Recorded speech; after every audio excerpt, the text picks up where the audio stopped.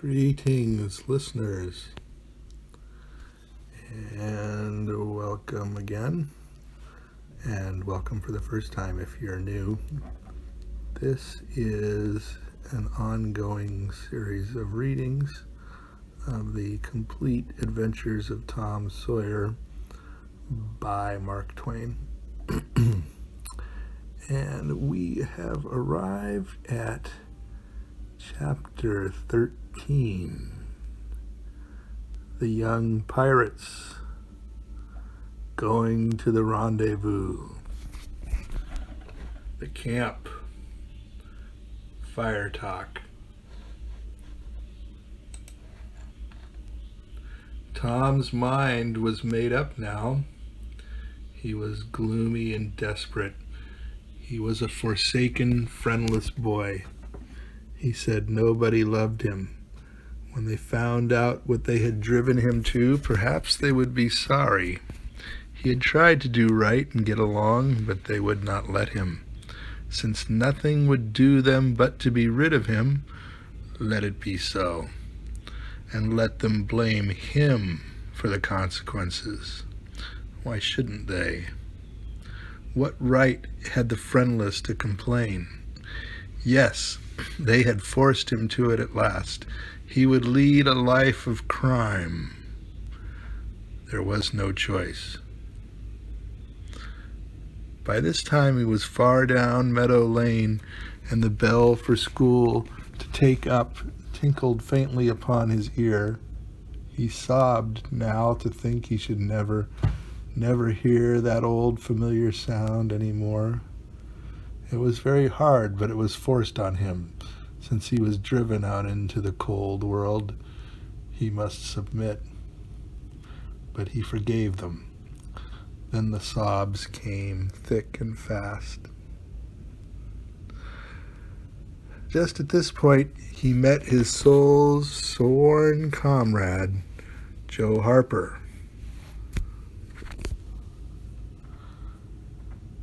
Hard-eyed and with evidently a great and dismal purpose in his heart. Plainly, here were two souls with but a single thought. Tom, wiping his eyes with his sleeve, began to blubber out something about a resolution to escape from hard usage and lack of sympathy at home by roaming abroad into the great world never to return, and ended up by hoping that Joe would not forget him. But it transpired that this was a request which Joe had just been going to make of Tom, and had come to hunt him up for that purpose. His mother had whipped him for drinking some cream, which he had never tasted and knew nothing about. It was plain that she was tired of him and wished him to go. If she felt that way, there was nothing for him to do but succumb. He hoped she would be happy, and never regret having driven her poor boy out into the unfeeling world to suffer and die. As the two boys walked sorrowing along, they made a new compact to stand by each other and be brothers and never separate till death relieved them of their troubles. Then they began to lay their plans. Joe was for being a hermit and living on crusts in a remote cave and dying sometime of cold and want and grief. But after listening to Tom, he conceded that there were some conspicuous advantages about a life of crime, and so he consented to be a pirate. 3 miles below St. Petersburg, at a point where the Mississippi River was a trifle over a mile wide, there was a long, narrow, wooded island with a shallow bar at the head of it, and this offered well as a rendezvous. It was not inhabited. It lay far over toward the further shore, abreast a dense and almost wholly unpeopled forest. So Jackson's Island was chosen. Who were to be the subjects of their piracies was a matter that did not occur to them. Then they hunted up Huckleberry Finn, and he joined them promptly. For all careers were one to him, he was indifferent. They presently separated to meet at a lonely spot on the river bank 2 miles above the village at the favorite hour, which was midnight. There was a small log raft there which they meant to capture. Each would bring hooks and lines and such provisions as he could steal in the most dark and mysterious way, as became outlaws. And before the afternoon was done, they had all managed to enjoy the sweet glory of spreading the fact that pretty soon the town would hear something. All who got this vague hint were cautioned to be mum and wait. About midnight, Tom arrived with a boiled ham and a few trifles and stopped in a dense undergrowth on a small bluff overlooking the meeting place. It was starlight and very still. The mighty river lay like an ocean at rest. Tom listened a moment, but no sound disturbed the quiet. Then he gave a low, distinct whistle. It was answered from under the bluff. Tom whistled twice more. These signals were answered in the same way. Then a guarded voice said, "Who goes there?" "Tom Sawyer, the Black Avenger of the Spanish Main. Name your names." "Huck Finn, the Red-Handed, and Joe Harper, the Terror of the Seas." Tom had furnished these titles from his favorite literature. "'Tis well. Give the countersign." 2 hoarse whispers delivered the same awful word simultaneously to the brooding night. "Blood." Then Tom tumbled his ham over the bluff and let himself down after it, tearing both skin and clothes to some extent in the effort. There was an easy, comfortable path along the shore under the bluff, but it lacked the advantages of difficulty and danger so valued by a pirate. The Terror of the Seas had brought a side of bacon, and had about worn himself out with getting it there. Finn, the Red-Handed, had stolen a skillet and a quantity of half-cured leaf tobacco, and had also brought a few corn cobs to make pipes with. But none of the pirates smoked or chewed but himself. The Black Avenger of the Spanish Main said it would never do to start without some fire. That was a wise thought. Matches were hardly known there in that day. They saw a fire smoldering upon a great raft 100 yards above, and they went stealthily thither and helped themselves to a chunk. They made an imposing adventure of it, saying "hist" every now and then, and suddenly halting with a finger on lip, moving with hands on imaginary dagger hilts, and giving orders in dismal whispers that if the foe stirred, to let him have it to the hilt, because dead men tell no tales. They knew well enough that the raftsmen were all down at the village, laying in stores or having a spree, but still, that was no excuse for their conducting this thing in an unpiratical way. They shoved off, presently Tom in command, Huck at the after oar, and Joe at the forward. Tom stood amidships, gloomy-browed and with folded arms, and gave his orders in a low, stern whisper. "Luff and bring her to the wind." "Aye, aye, sir." "Steady, steady." "Steady it is, sir." "Let her go off a point." "Point it is, sir." As the boys steadily and monotonously drove the raft toward midstream, it was no doubt understood that these orders were given only for style, and were not intended to mean anything in particular. "What sail's she carrying?" "Courses, topsail, and flying jib, sir." "Send the rails up, lay out aloft there, 6 of ye, 4 topmastons. Lively now." "Aye, aye, sir." "Shake out the main topgallants. sheets and braces. Now, my hearties. Aye, aye, sir. Hail 'em, Ali, hard a port, stand by to meet her when she comes. Port, port, now, men, with a will, steady. Steady it is, sir. The raft drew beyond the middle of the river. The boys pointed her head right and then lay on their oars. The river was not high, so there was not more than a 2 or 3 mile current. Hardly a word was said during the next 3/4 of an hour. Now the raft was passing before the distant town. 2 or 3 glimmering lights showed where it lay, peacefully sleeping, beyond the vague vast sweep of star-gemmed water, unconscious of the tremendous event that was happening. The Black Avenger stood still with folded arms, looking his last upon the scene of his former joys and his later sufferings, and wishing she could see him now, abroad on the wild sea, facing peril and death with dauntless heart, going to his doom with a grim smile on his lips.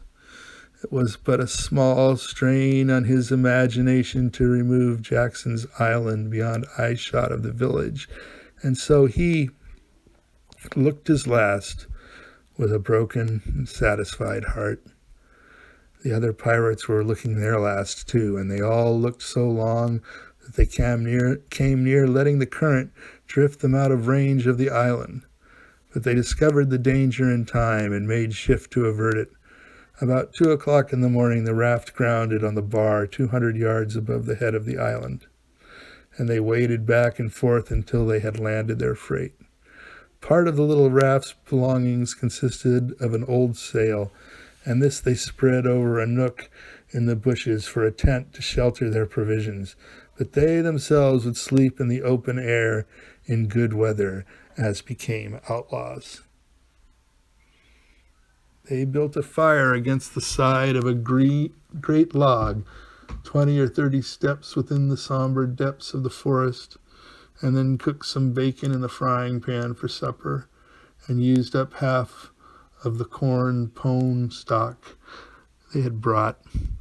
It seemed glorious sport to be feasting in that wild, free way in the virgin forest of an unexplored and uninhabited island, far from the haunts of men, and they said they never would return to civilization. The climbing fire lit up their faces and threw its ruddy glare on the pillared tree trunks of their forest temple and upon the varnished foliage and festooning vines. When the last crisp slice of bacon was gone, and the last allowance of corn pone devoured, the boys stretched themselves out on the grass, filled with contentment. They could have found a cooler place, but they would not deny themselves such a romantic feature as the roasting campfire. "Ain't it gay?" said Joe. "It's nuts," said Tom. "What would the boys say if they could see us?" "Say? Well, they'd just die to be here. Hey, Hucky." "I reckon so," said Huckleberry. "Anyways, I'm suited. I don't want nothing better than this. I don't ever get enough to eat, generally. And here they can't come and pick at a feller and bullyrag him so." "It's just the life for me," said Tom. "You don't have to get up mornings, and you don't have to go to school and wash and all that blame foolishness. You see, a pirate don't have to do anything, Joe, when he's ashore, but a hermit, he has to be praying considerably, and then he don't have any fun anyway, all by himself that way." "Oh, yes, that's so," said Joe, "but I hadn't thought much about it, you know. I'd a good deal rather be a pirate now that I've tried it." "You see," said Tom, "people don't go much on hermits nowadays like they used to in old times, but a pirate's always respected. And a hermit's got to sleep on the hardest place he can find, and put sackcloth and ashes on his head, and stand out in the rain. And what does he put sackcloth and ashes on his head for? Inquired Huck. I don't know, but they've got to do it. Hermits always do. You have to do that if you're a hermit. Darned if I would, said Huck. Well, what would you do? I don't know, but I wouldn't do that. Why, Huck, you'd have to. How'd you get around it? Why, I just wouldn't stand it. I'd run away. Run away?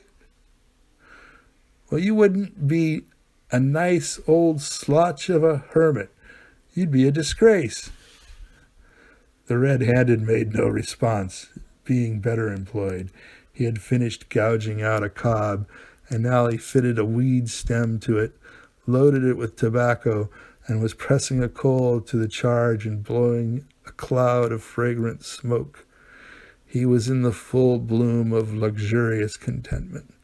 The other pirates envied him this majestic vice, and secretly resolved to acquire it shortly. Presently Huck said, What does pirates have to do? Tom said, Oh, they have just a bully time. Take ships and burn them and get the money and bury it in awful places in their island where there's ghosts and things to watch it, and kill everybody in the ships, make them walk a plank. And they carry the women to the island, said Joe. They don't kill the women. No, assented Tom. They don't kill the women. They're too noble. And the women's always beautiful, too. And don't they wear the bulliest clothes? Oh, no, all gold and silver and diamonds, said Joe with enthusiasm. Who? Said Huck. Why, the pirates. Huck scanned his own clothing forlornly. I reckon I ain't dressed fittin' for a pirate, said he with a regretful pathos in his voice, but I ain't got none but these. But the other boys told him the fine clothes would come fast enough after they should have begun their adventures. They made him understand that his poor rags would do to begin with, though it was customary for wealthy pirates to start with a proper wardrobe. Gradually their talk died out, and drowsiness began to steal upon the eyelids of the little waifs. The pipe dropped from the fingers of the red-handed, and he slept the sleep of the conscience-free and the wary. The terror of the seas and the black avenger of the Spanish Main had more difficulty in getting to sleep.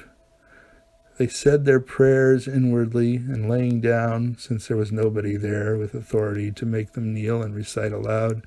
In truth, they had a mind not to say them at all, but they were afraid to proceed to such lengths as that, lest they might call down a sudden and special thunderbolt from heaven. Then at once they reached and hovered upon the imminent verge of sleep. But an intruder came now that would not down. It was conscience. They began to feel a vague fear that they had been doing wrong to run away, and next they thought of the stolen meat, and then the real torture came. They tried to argue it away by reminding conscience that they had purloined sweetmeats and apples scores of times. But conscience was not to be appeased by such thin plausibilities. It seemed to them in the end that there was no getting around the stubborn fact that taking sweetmeats was only hooking, while taking bacon and hams and such valuables was plain simple stealing. And there was a command against that in the Bible. So they inwardly resolved that so long as they remained in the business, their piracies should not again be sullied with the crime of stealing. Then conscience granted a truce, and these curiously inconsistent pirates fell peacefully to sleep.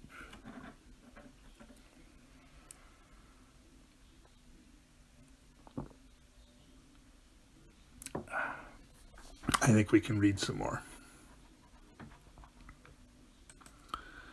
This is chapter 14. Camp life. A sensation. Tom steals away from camp.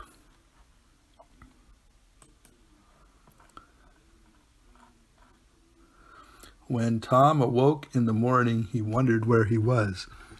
He sat up and rubbed his eyes and looked around. Then he comprehended.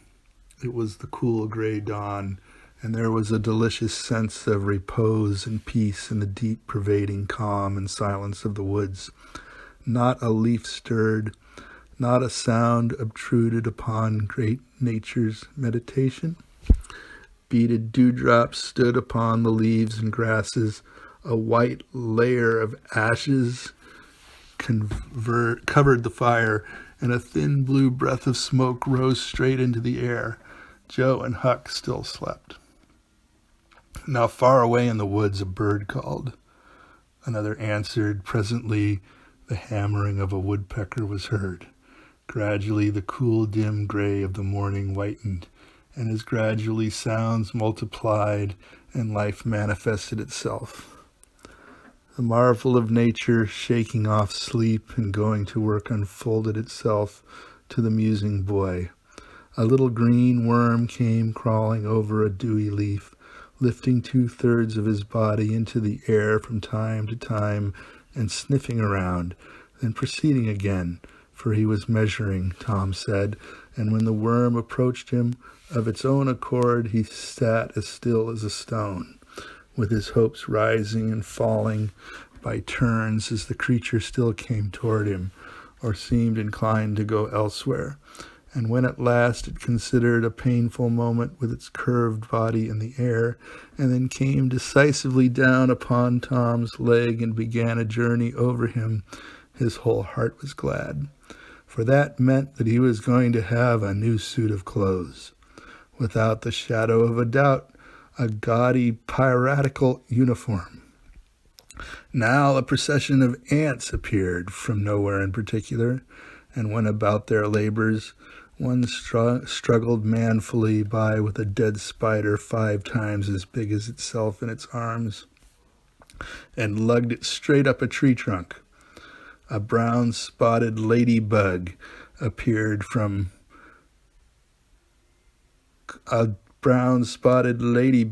climbed the dizzy height of a grass blade, and Tom bent down close to it and said, "Ladybug, ladybug, fly away home.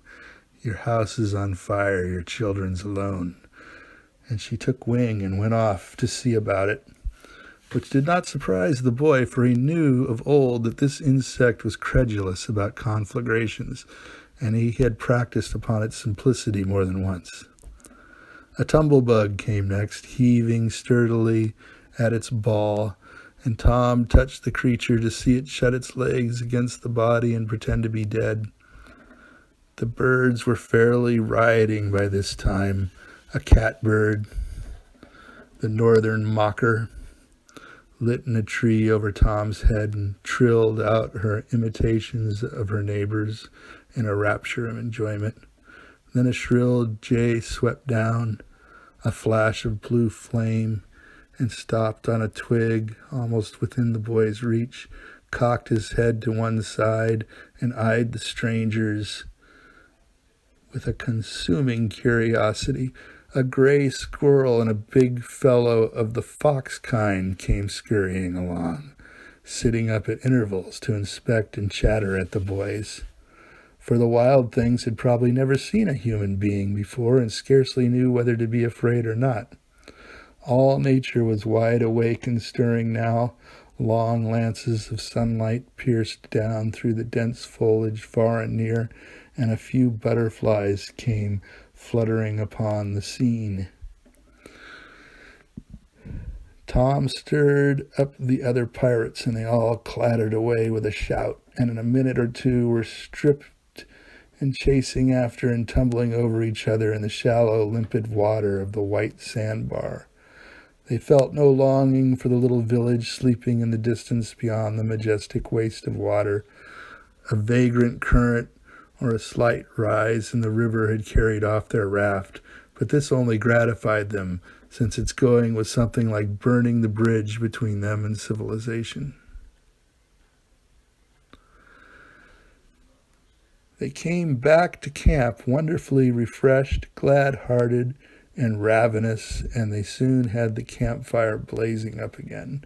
Huck found a spring of clear, cold water close by, and the boys made cups of broad oak and hickory leaves, and felt that water sweetened with such a wildwood charm as that would be a good enough substitute for coffee.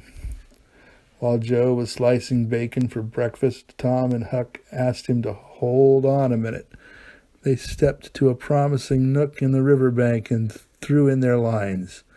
Almost immediately they had reward.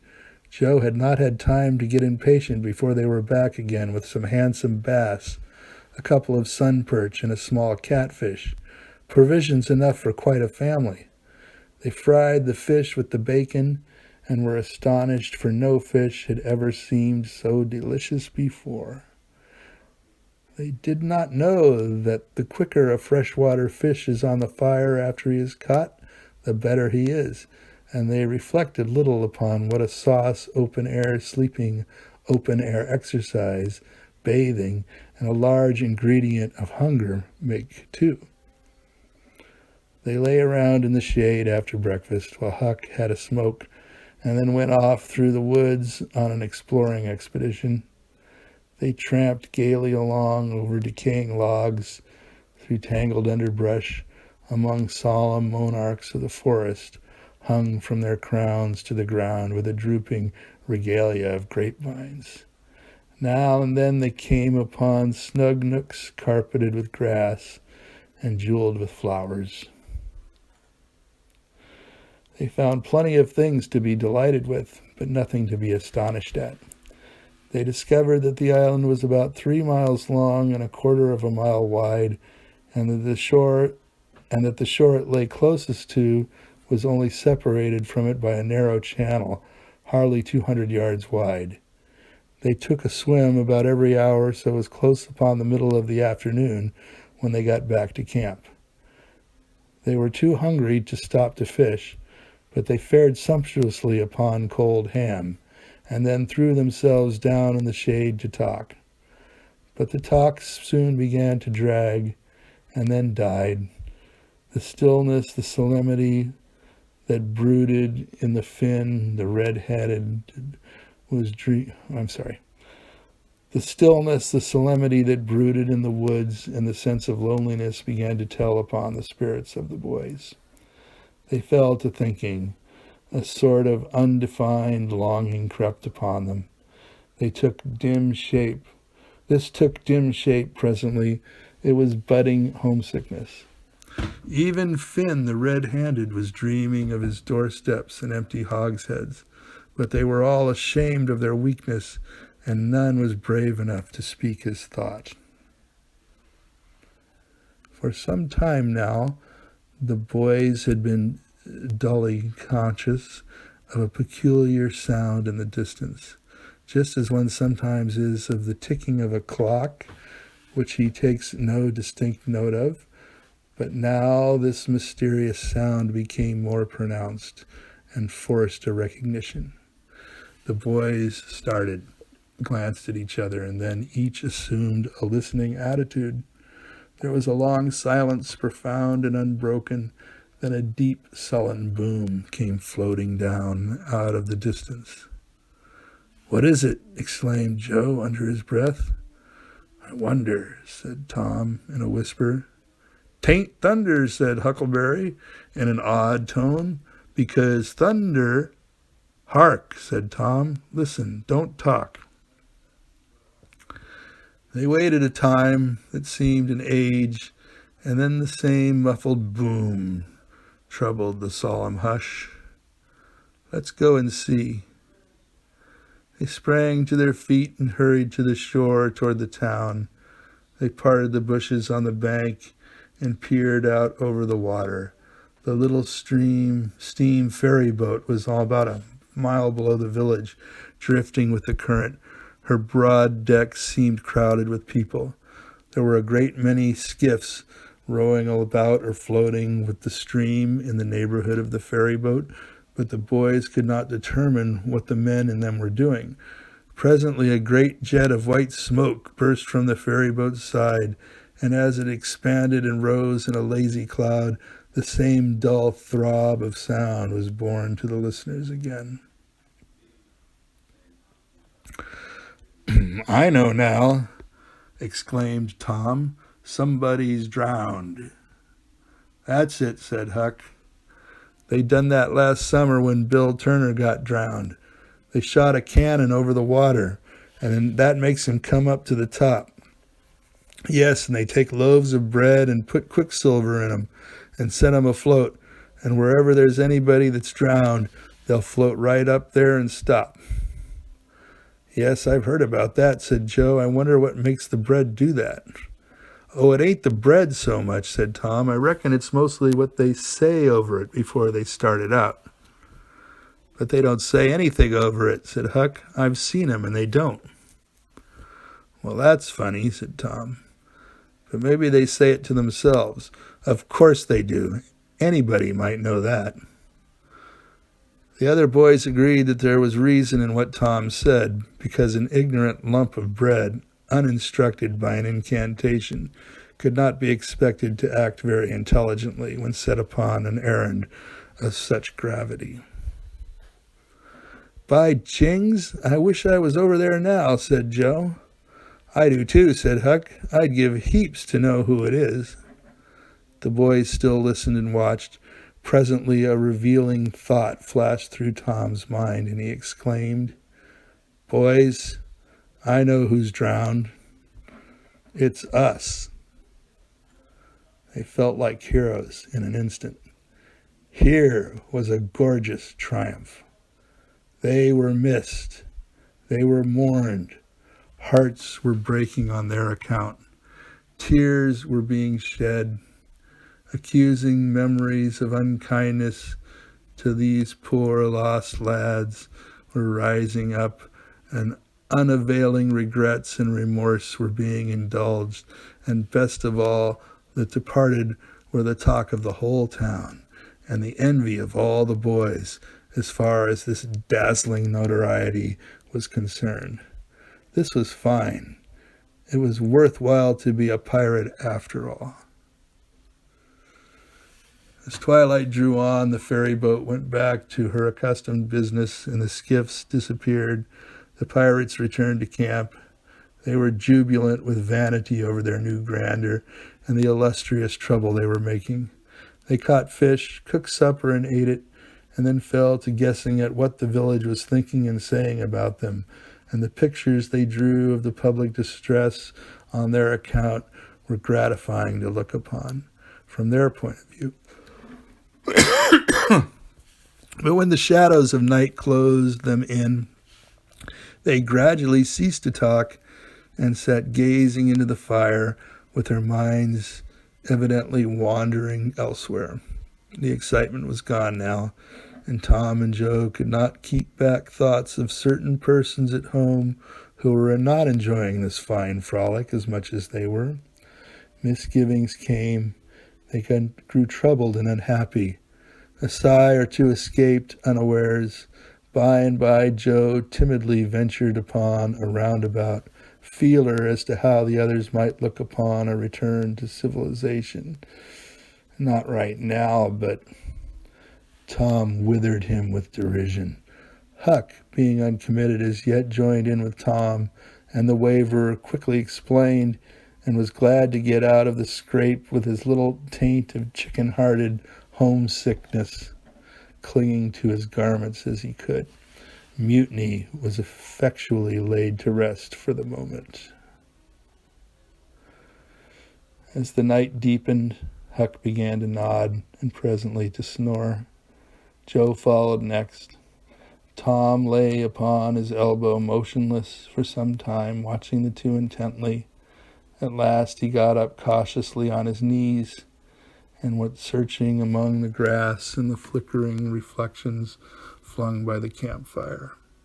He picked up and inspected several large semi-cylinders of the thin bark of a sycamore and finally chose two which seemed to suit him.